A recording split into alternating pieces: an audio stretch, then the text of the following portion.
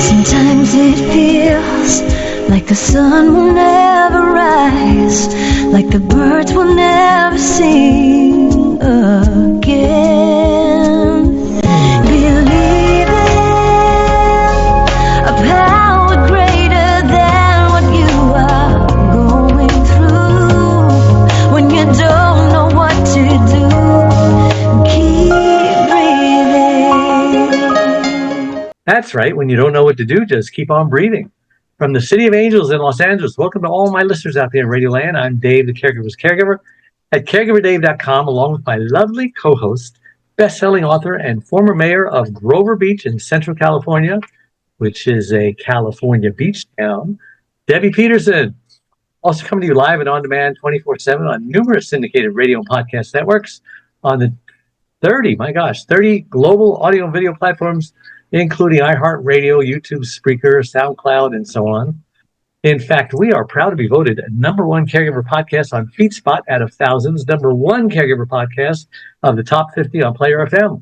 And we have an especially exciting show planned for today. We're going to call it Caregivers Redefined.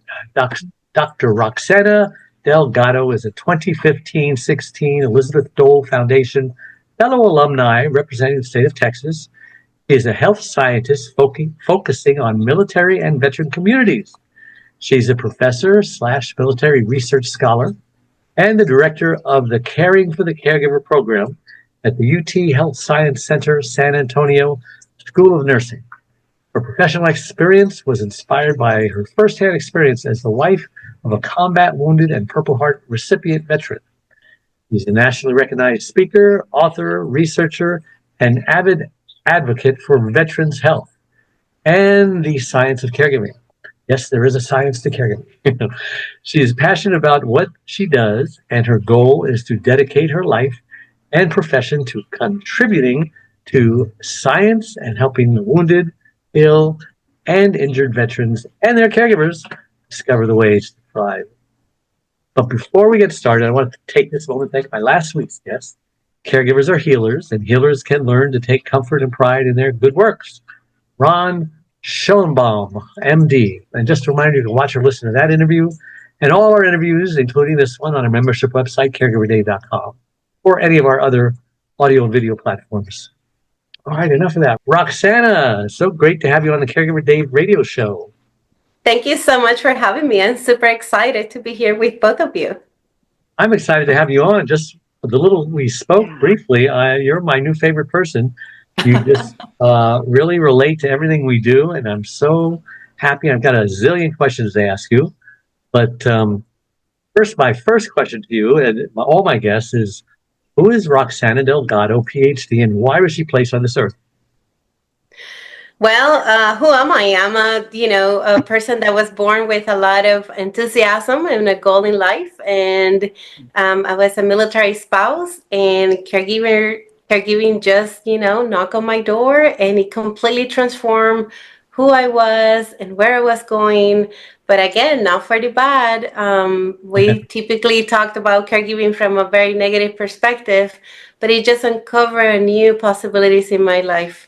So that's who I am. I'm a person with a lot of passion and really wanting to be part of the community and serve the community I'm part of. So. Well, I've never heard someone say, have you, Debbie, that there's a science to caregiving?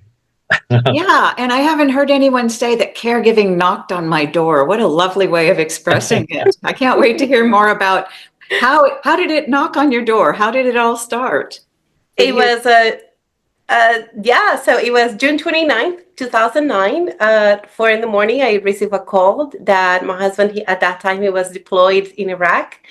And basically, I received that call that he said that my husband was wounded and that he's being transported. And that's how I actually did not identify myself or said, oh, now I'm going to be a caregiver. That really doesn't happen. We all know that. But as time went by and caring for him, at that time, I was a full-time caregiver. He was medically evacuated. So I was doing a lot of the caregiving work. And some months later, a friend of mine pulled me aside and she said, you're a caregiver. And I kept denying it. I said, No, no, no. I am his wife. Like, don't get confused. And she said, no, let me walk you through this. And she's the one who brought that awareness. And I always say it's a journey that started with a lot of loneliness and pain, because at the beginning you don't want to see your loved one suffering and going through what they're going through. But I always try to spin caregiving in a way that I said, it knocked on my door. It just came to my life. It doesn't define me, but it really certainly redefined the Do you path I was do going to you take in even life. know? Did you even know what a caregiver was when they said you're a caregiver? I didn't. I thought about, healthcare professionals, right? Like caregivers on a healthcare professional.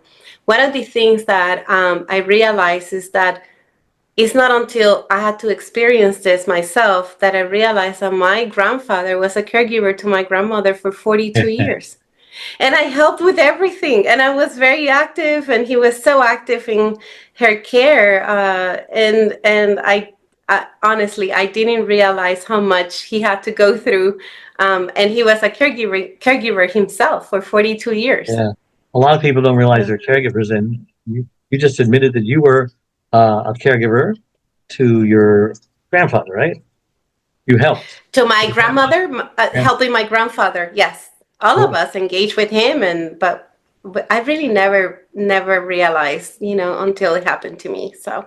Well, I wanted Debbie to ask the next question, but before I do, I wanted to ask you, just being a military wife of a veteran, were you the kind of wife that worried all the time that something would happen to him? Never. Especially in Iraq. And when they called and told you that he was injured, what did you feel? Some pang in your stomach? What was the first thing you felt and thought? This is a great question, because I get this every time, and it is a very unusual. So my husband was deployed 3 times. I was Mm. never worried. I was the type of wife. At that time, I was focusing on completing my PhD. I thought, well, he's going to be gone for 12 months, Too possibly busy, 15 months. too busy to worry, huh?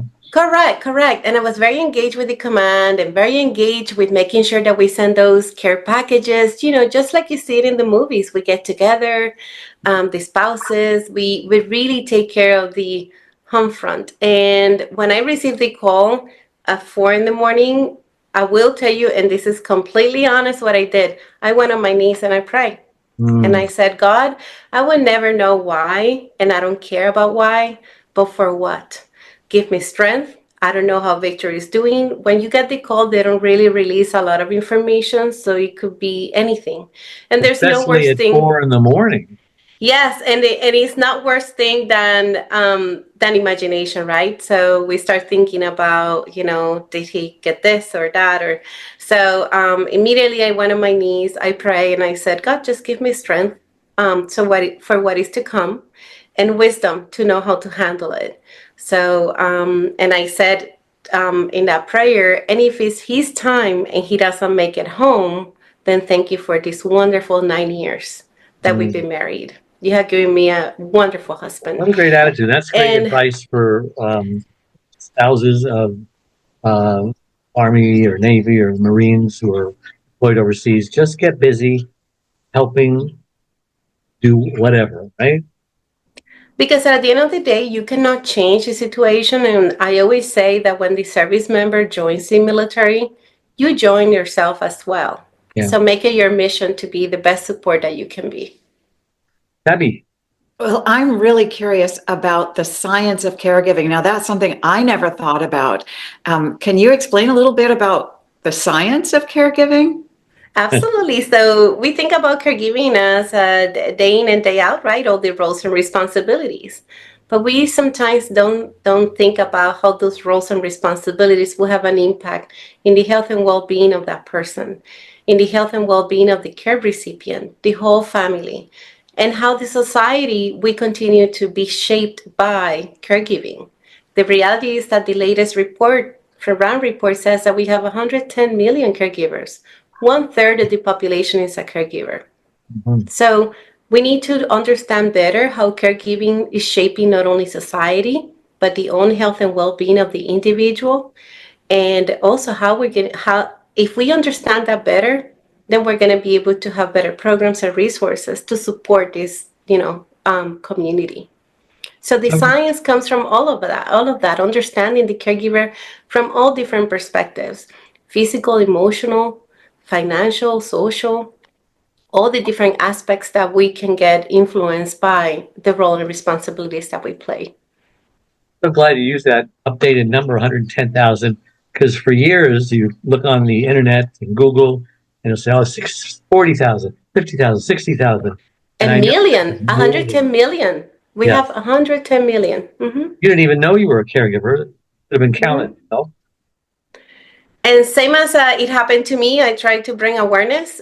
We know that many family members, and we see them in hospitals and in clinics and even in the grocery store, believe it or not. I have met caregivers. The grocery store is one of the places that I have met more caregivers. And sometimes people don't think about it. They just go by in life thinking I'm a good friend, or I'm the spouse, I'm a daughter, son, I'm a relative that is just caring for someone I love, but they don't recognize that they are a caregiver. If you want to meet more at the supermarket, just wear a shirt that says, I'm a caregiver, are you?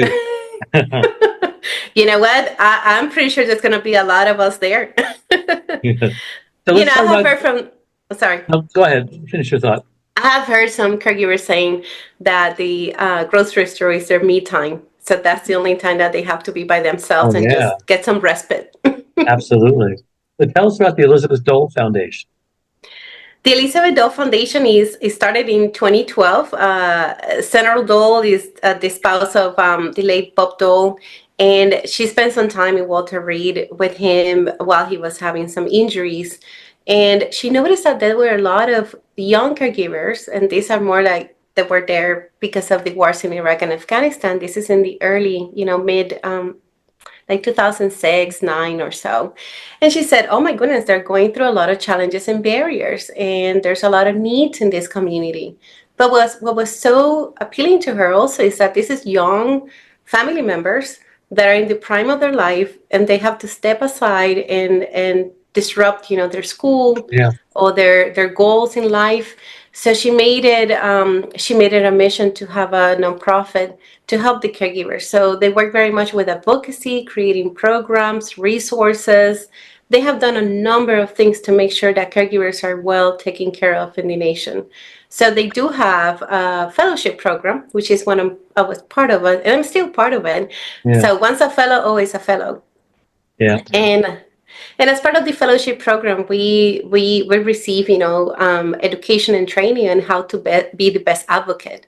The beauty is that all fellows represent their own communities. I'm in San Antonio, Texas, so I represent in Texas. And we get to advocate for our own legislations and our own communities for better resources and being able to be there and create community as well. I remember years ago looking at Bob Dole for the first time and realizing his arm was a little, disabled. And I realized at that time he was disabled, but it never occurred to me that Elizabeth Dole was probably his caregiver for, I don't know how many years. What year did he come back injured? No? He's a World War II veteran. So he was wounded back then. He's a Purple Heart recipient. But sometimes what you find in the veteran community is that they function very well. And we know that he was a senator, very active. He even ran for, a president and everything. But at the same time, as the time goes by and they start aging, then those injuries that they sustained when they were younger start, having some consequences. And yes, she was a caregiver for Senator Bob Dole. I loved her. She would have made a good president. But it wasn't in the cards. Debbie? And I'll tell you, I'm very fond of Elizabeth Dole, Senator Elizabeth Dole, because she's the most genuine, loving, kind person you're going to meet. She has been a great mentor, and she's a mentor to all of us at the fellowship, at the foundation. She's just one of a kind, very fierce and very strong, wise, and she's just a role model to me. Mm-hmm. So how has that fellowship shaped you, and how has it contributed to your career and work, and what contributions have you made because of it? It has been amazing because when I started in the fellowship, I was already doing some of the legislative and policies for traumatic brain injuries. When I applied to the fellowship, I was invited. A friend of mine said, "Hey, you should go and apply." When I applied, I never thought I was going to be, selected. But when I was selected, they allowed me to have a voice for the causes that I felt very strong about. And some of those were, of course, traumatic brain injury, advocating for better care, but also caregiving. They provide you with the tools and the education and the training to be able to know how to effectively advocate for causes like that. And then at the same time, they engage you in creating resources. So at that time, I remember I was very advocate or very concerned about suicide in caregivers. And they gave me the platform and everything I needed to be able to be more present in that sense and be a voice. So much that when I was doing my postdoctoral work, they supported some of that work. The Senator Dole did her letter of recommendation for the school that I'm at right now. Wow. Yes, and so I was doing my postdoctoral work, and I ended up doing a study looking at the suicidality in caregivers and predictors of health in caregivers. And then after that, of course, I became a faculty member at UT Health San Antonio. I've been there for 9 years, and every step of my career has been shaped by the passion, of course, of helping caregivers, but at the same time, responding to the action, the call to action that consistently, the nation is doing for Yeah. caregiving. Remind me, what disability did your husband have? So my husband sustained a traumatic brain injury with bleeding in his brain. So he lost mobility. He had to relearn everything. He had to So it's relearn how to. a stroke as well, right? It is like a stroke. So he had to relearn a lot of different things. He's doing very well these days. Of course, How's it's been 15 years. his Mm-hmm. speech? Oh, he stutters. His speech is the only thing that didn't completely. I mean, he still has disabilities, but he's able to work around his disabilities, and he learned how to live with his disabilities in such a way that he's a very what they call a high functioning person with disability. He still stutters, but I guess that's a reminder that he's a miracle, that he's here.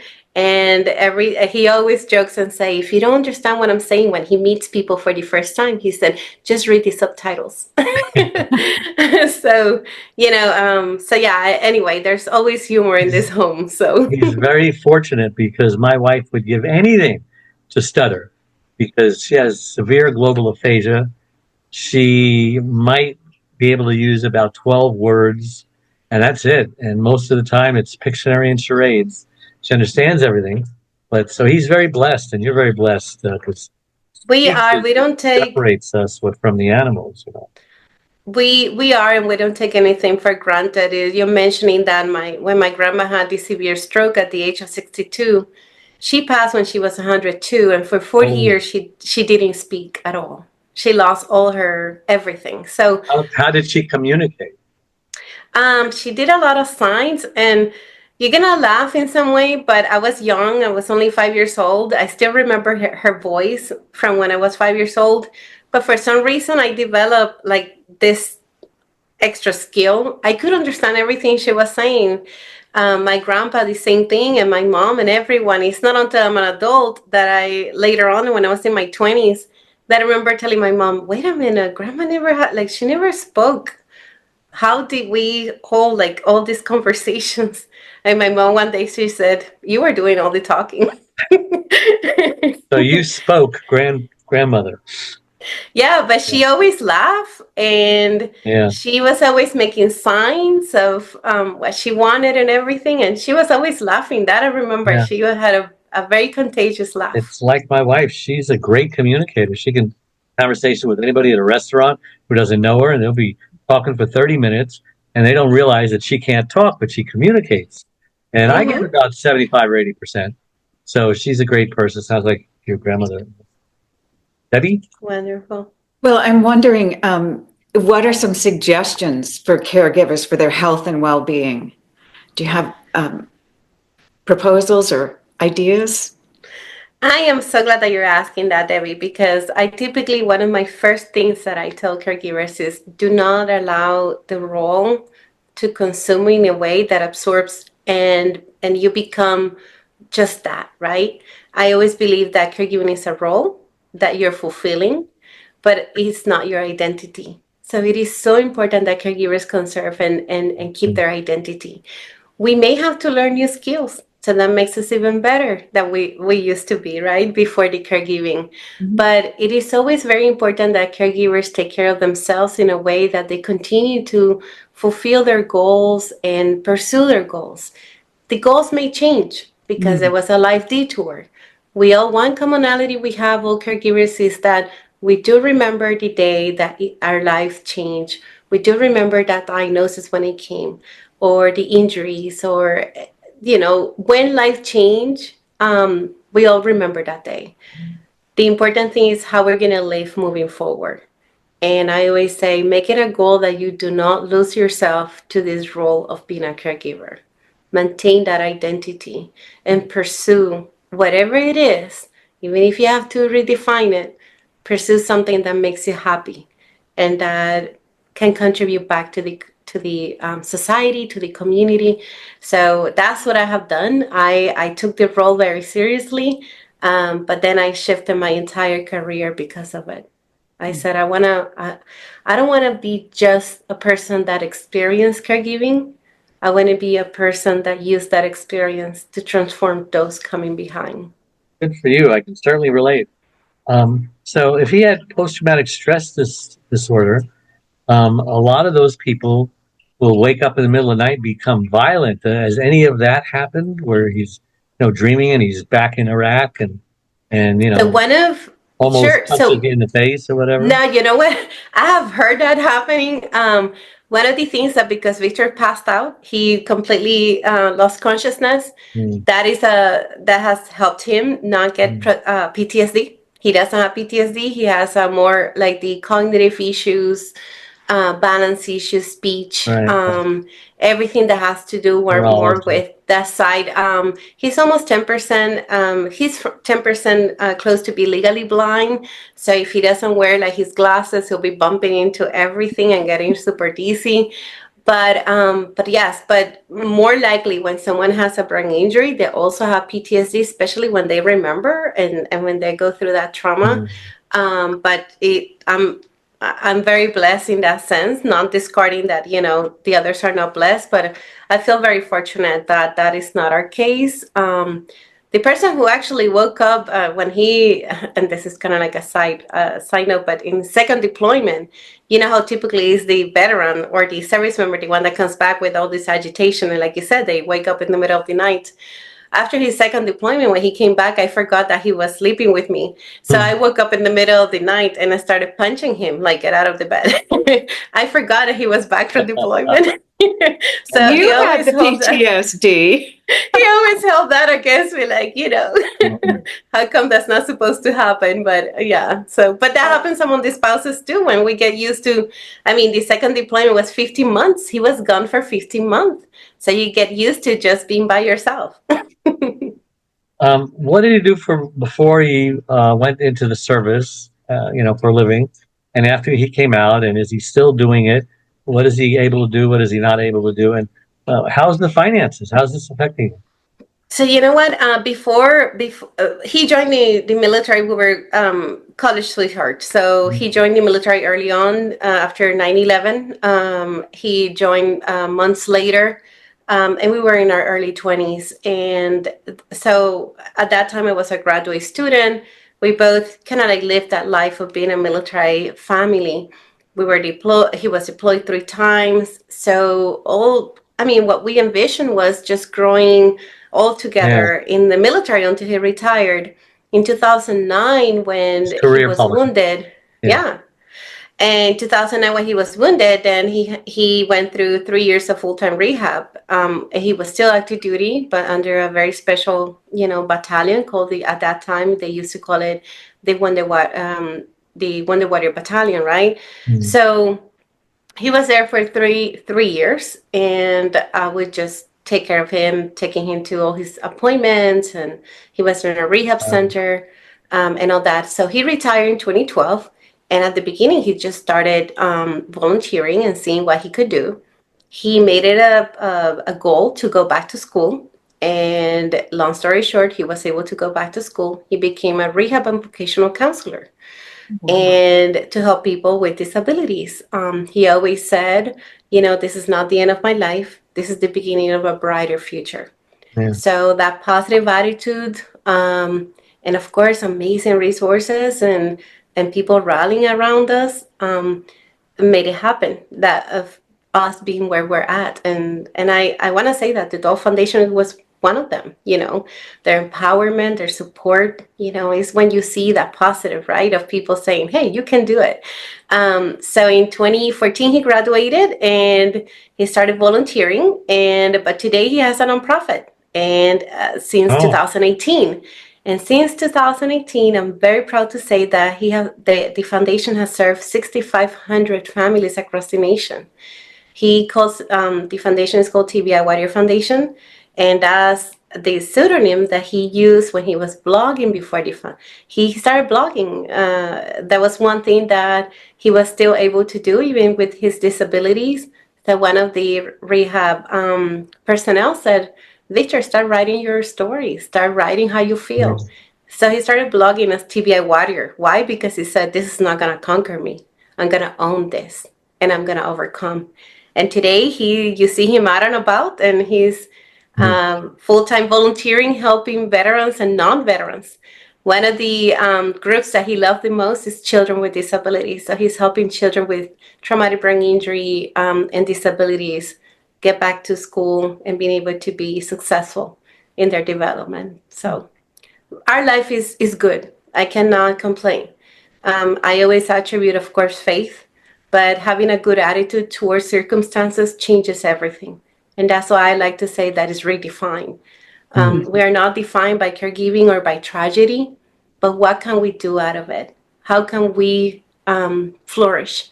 And how can we utilize our experience to make the experience of others better? Yeah. Because I won't say that I didn't go through the isolation and pain and sorrow that comes with caregiving, but I did not let that define who I was.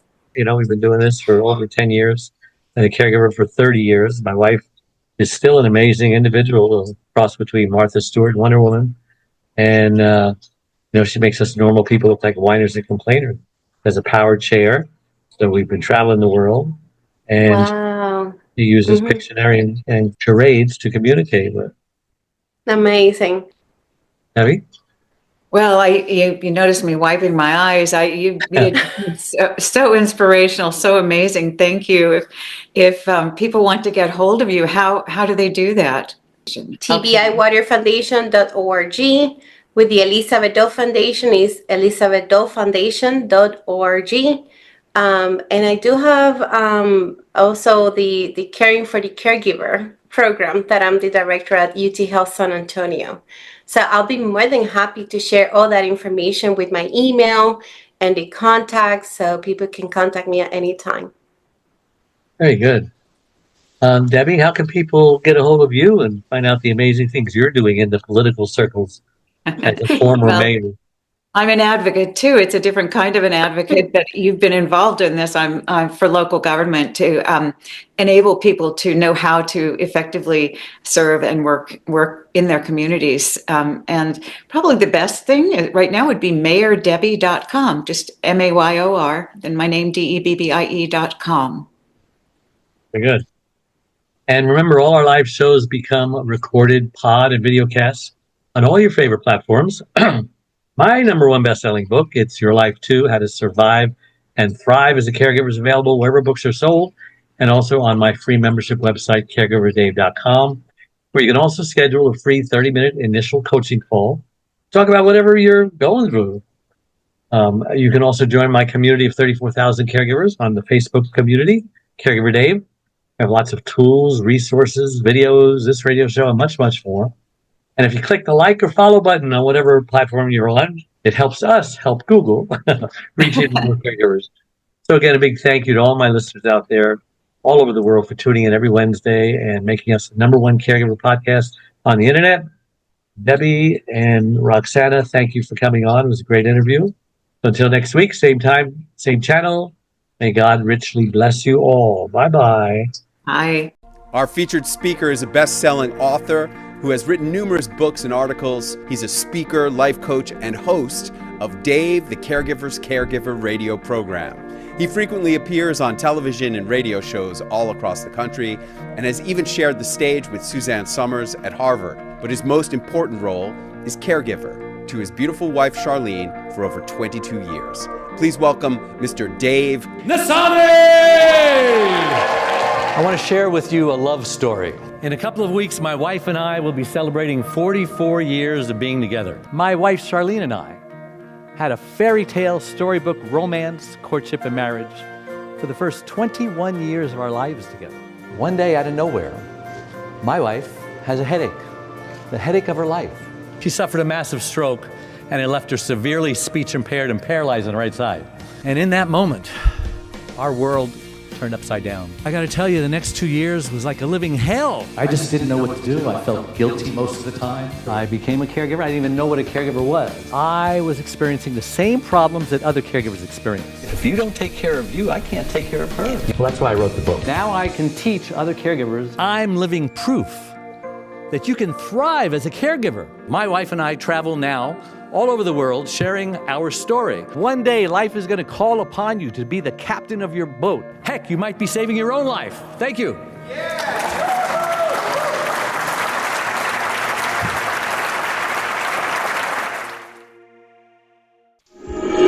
Sometimes it feels like the sun will never rise, like the birds will never sing again.